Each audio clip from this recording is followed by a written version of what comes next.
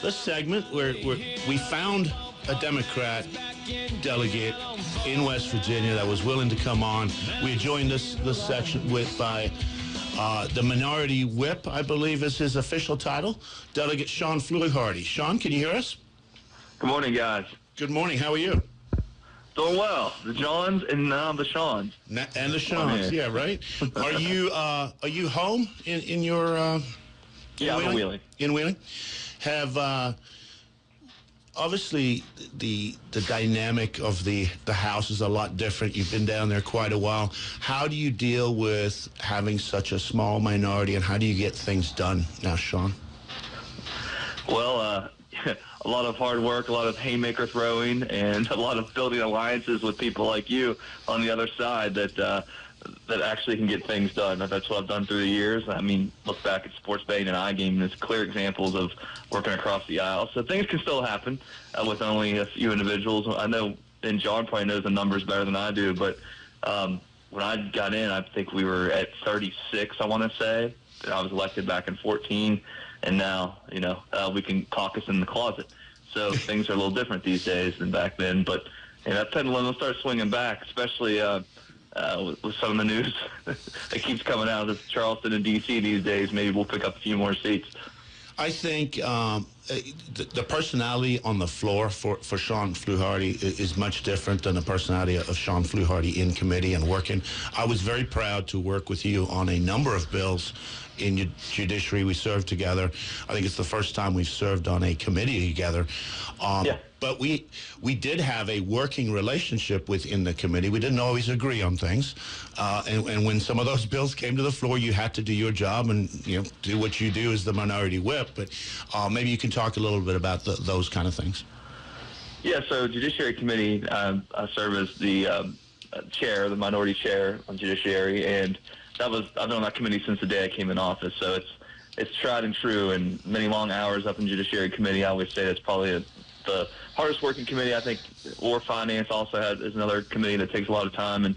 But the Judiciary Committee is where bills are made better when they come through the committee process, or killed if they're really bad bills. So that's something that's I think a lot of people don't see or hear quite literally because it's only audio captured in the committee setting. But that's a lot different than the floor, where the floor is coming for final passage, and the ability to, at least on third reading, to change a bill or make amendments, that's gone, and that's the final time. And as in my role as minority whip, it's my duty to make our objections more of a party objection or a caucus objection to certain bills, not necessarily personal objections to certain bills. Then committee process, obviously much different. And I think that's, just part of how these things work. That's the process of getting bills done, and going through the legislative process is one that takes a lot of work. And the committee is something that, it's a little different. It's not the floor setting. And I remember you pulling me aside one day and I was like, man, you're actually coming up with some good ideas up here. I got to actually help you out a little bit, try to get these things done. It's like, yeah, that's how these things work. I'm smarter than I look and act on the floor, maybe. John Doyle. Yeah, hi, Shawn. How you doing? John, hey, I was listening to the last segment. I didn't realize you actually came into the legislature in 1982. Guess how old I was then, John? 2. Well, wasn't even born yet, John. That's what I figured. I was going to say, Shawn's undefeated. Well, one of these days, Fluharty, you're going to learn to respect your elders. So, hey. I love you, John. You're the man. Yeah, thank you. Same here. Hey, and it's interesting that you all were mentioning about how hard judiciary works, and they do. Finance does, too. I have noticed a difference between when I first came in and then also the time that I served, a 20-year stretch between 92 and 2012. It was changing during that time. When the first 2 years I was in, and then the first 10 years of that 20-year stretch, Finance worked much harder early in the session. They put a lot more time in on budget hearings than the committee does now. And not only that, individual members were assigned accounts with different agencies and were expected to visit those agencies, sit down with the head honcho and say, look, what can we cut here? And force the agency head to offer a reason why something should not be cut. And if that shouldn't be cut, come up with something else that could be cut instead. Now, this changed when Bob Kiss was no longer Speaker and Rick Thompson became Speaker. The fundamental operation of the Finance Committee changed at that point, and the individual members didn't have to do that. Budget hearings didn't go on as long. I do think a major reform now that I like is that it's the subcommittees on the Finance Committee that are now doing the budget hearings. I think that makes a lot more sense than the way we had it before. As much work gets done, but it isn't as much busy work on the part of individual members. So I just want your reaction to that, Shawn Fluharty, and then I'll get Hornby's reaction because I can tell he wants to give one. Well, I would say, John, I think what you're pointing out is, you mentioned former Speaker Kiss. And look, what people don't realize when it comes to legislative makeup and the organizational factor of it, the chair of committees are very powerful, and they can direct their committees to quite literally every bill we take up, the chair essentially approves before it hits the agenda.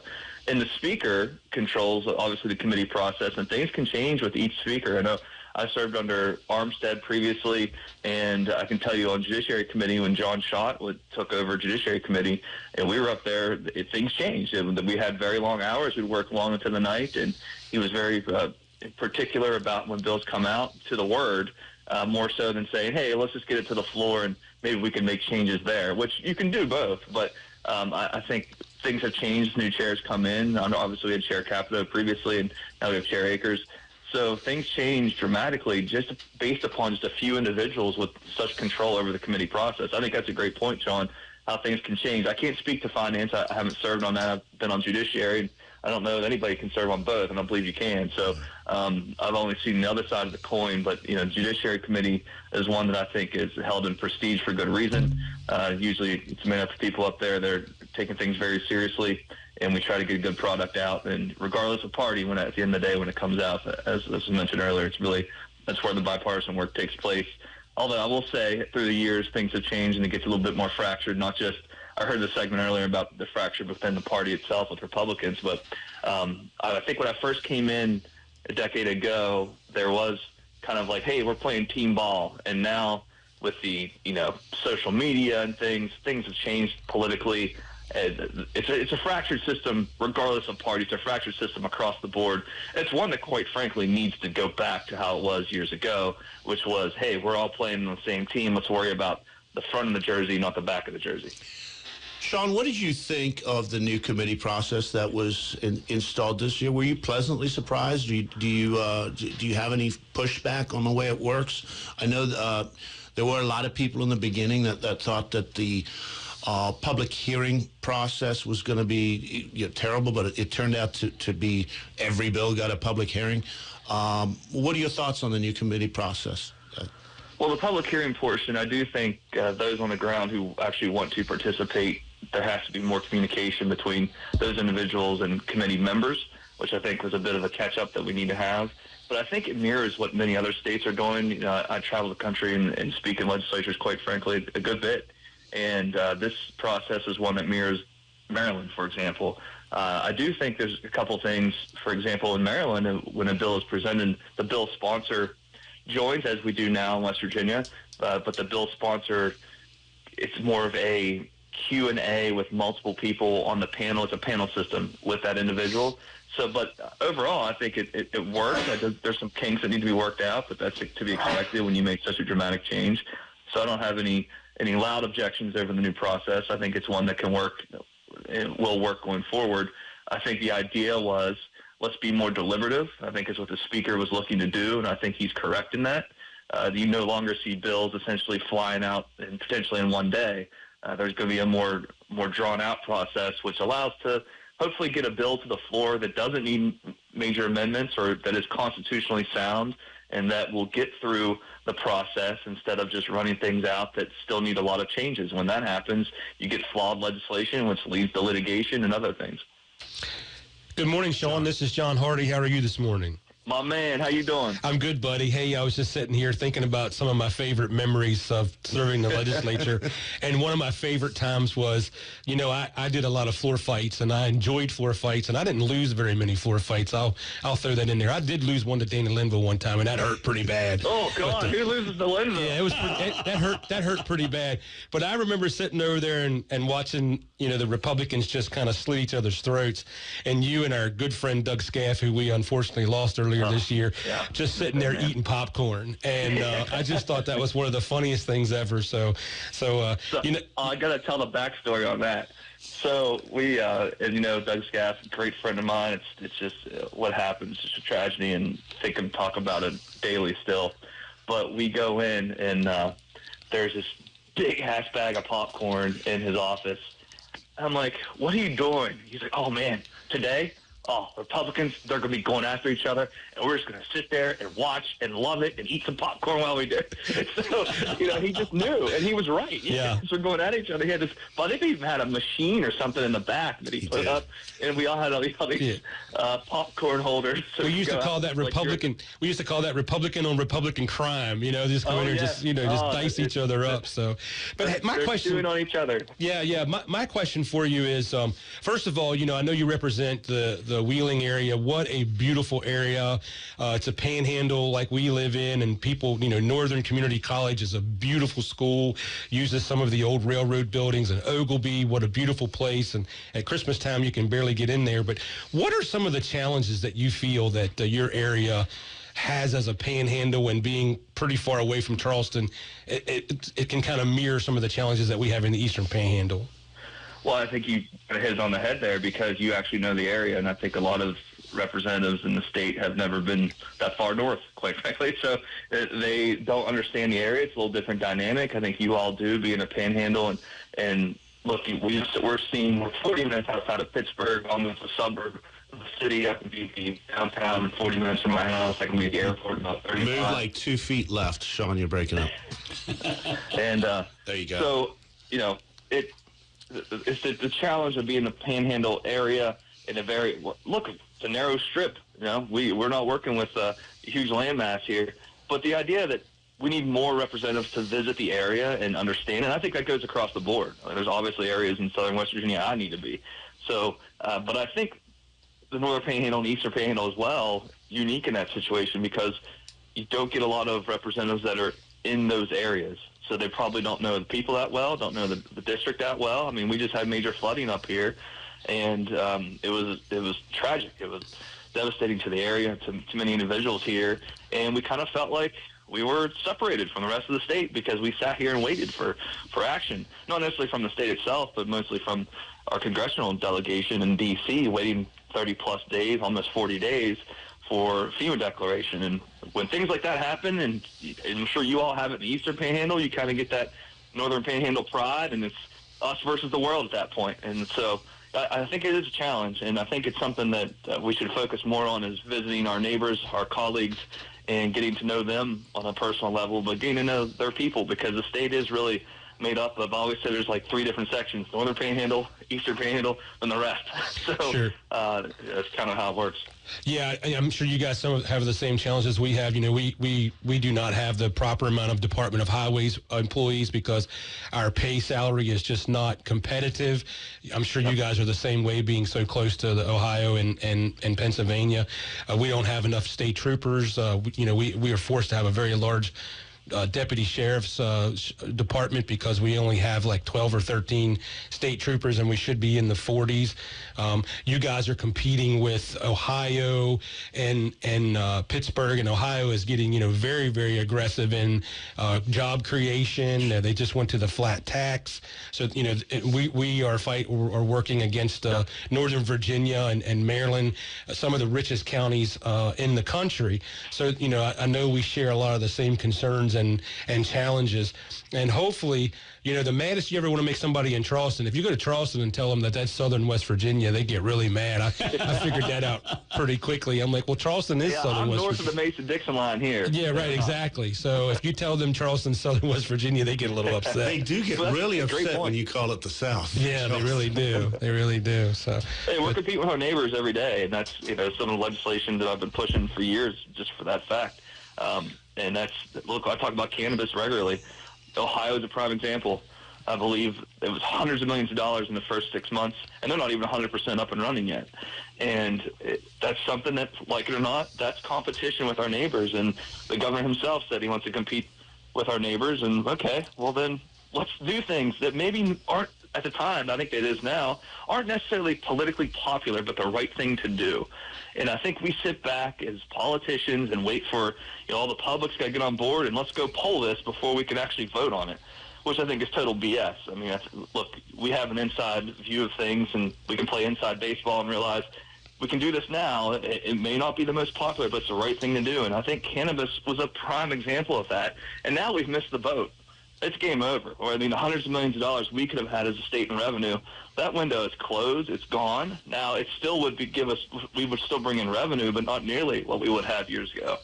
Hey, Shawn, just a quick question. How's Form Energy doing? I hope Form Energy is just making record profits. I hope they are hiring as many people as they can hire, providing good jobs, because, I mean, some of the biggest fights and some of the biggest butt whippings I ever took on the House floor was my defense of Form Energy. You know that. You were there. And I tell you one thing, I hope and pray that they're rocking and rolling. Well, you did a hell of a job with that. And I recall that was one of the times where I had to get up and rail on the floor, and the CEO actually called me over the weekend just to thank me for supporting the bill and speaking about it on the floor. I had just gone to the West Virginia Derby this past weekend, and it's the first time I've seen it kind of fully operational and, done, and the parking lot's full of cars. But that building, I mean, you put that building in any city in the world and it stands out. And it's just shocking, the size of it, the magnitude. I think it's going to be a game changer for, obviously, the Weirton area, but the Northern Panhandle in totality. And look, that was a fight. I don't know why, quite frankly, but it was a fight. And it's something where, look, that's bipartisan winning right there. Shawn, are you going to see Bernie this weekend? I will most likely attend. I have to make sure that, he came in on the back end of it on the short notice. Yeah. And I got many things going on, but I'm going to try to be there. I was there when he was in West Virginia and back when he was running in Morgantown years ago and had the opportunity to introduce him. So it'll be interesting. It'll be exciting. I think there's a great groundswell. Anytime that, look, I don't care what party it is, who it is, anytime a sitting U.S. Senator wants to come and speak to Wheeling or the Northern Panhandle, that's a great thing. Yeah. Great thing. You know where our governor's going, John? He's going to Napa Valley to fundraise. Napa Valley. Did you know that Patrick Morrissey was going to Napa in California to fundraise? And Bernie's coming to Wheeling to talk to the people. So, I thought there were only liberals in Napa Valley.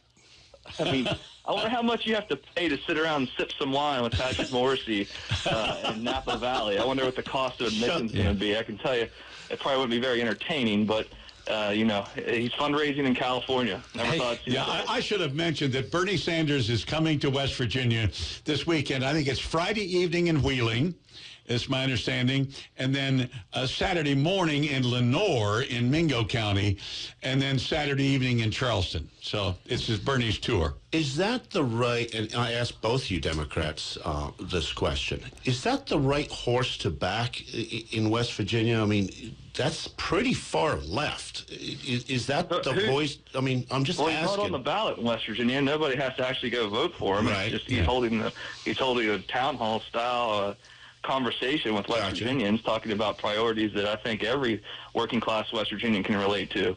And we need more of that. I'd love to see some Republicans do the same, including our congressional delegation, but you can't get them to hold a town hall to save your life. And there's a certain identifiable section of the voting public that even conservatives have identified it's there, people who like Bernie Sanders and like Donald Trump.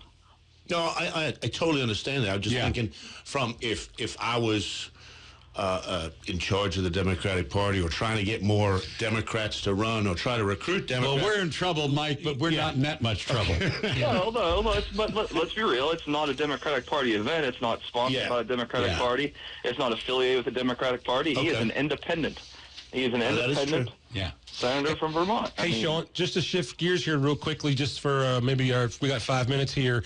I know that you and Senator Barrett, and when Jason was in the House, you guys worked a lot on the iGaming and all the different gaming stuff, was really way out in front of that and understood that and really knew more about that than most of us did at the time, and didn't really even understand that, how big that was and it was coming.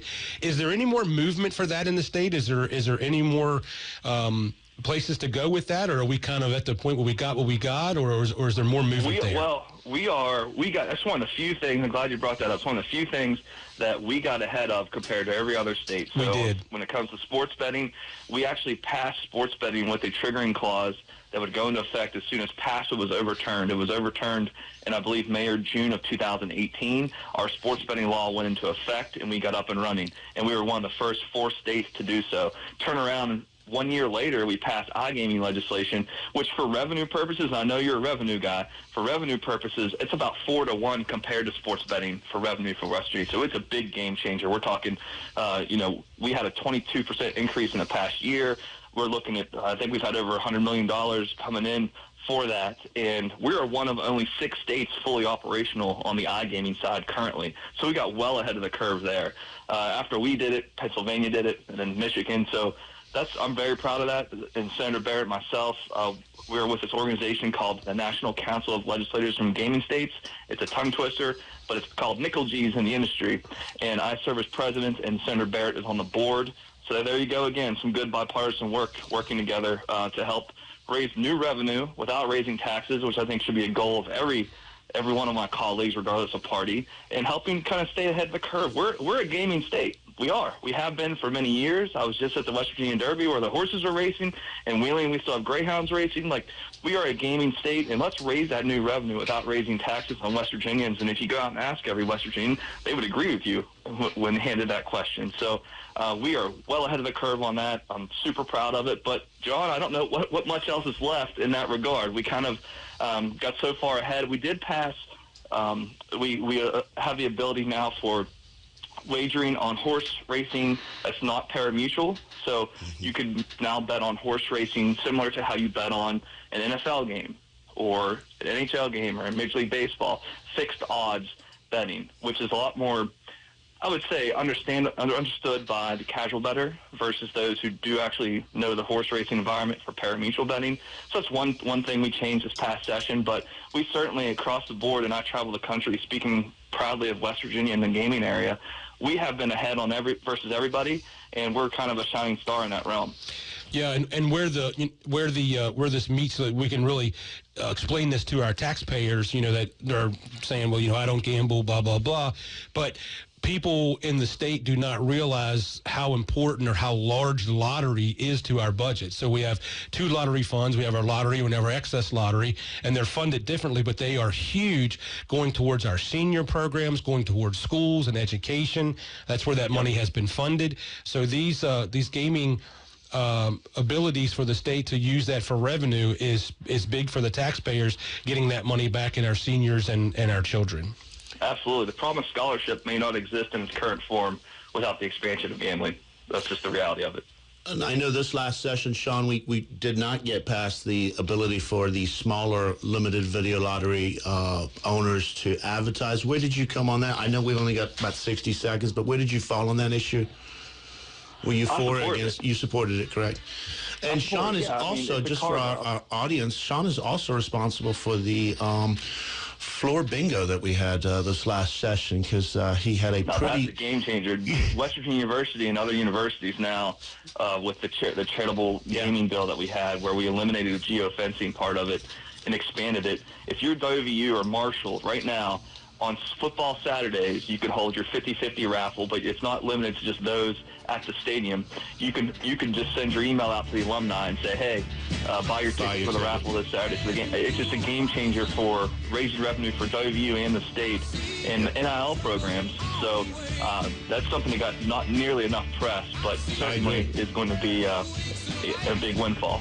Shawn, it's always a pleasure having you on. Please do not be a stranger. We're running out of Democrats to talk to, especially up here in the Eastern Panhandle. So keep Rob on your speed dial if you ever need to talk or to vent out about something.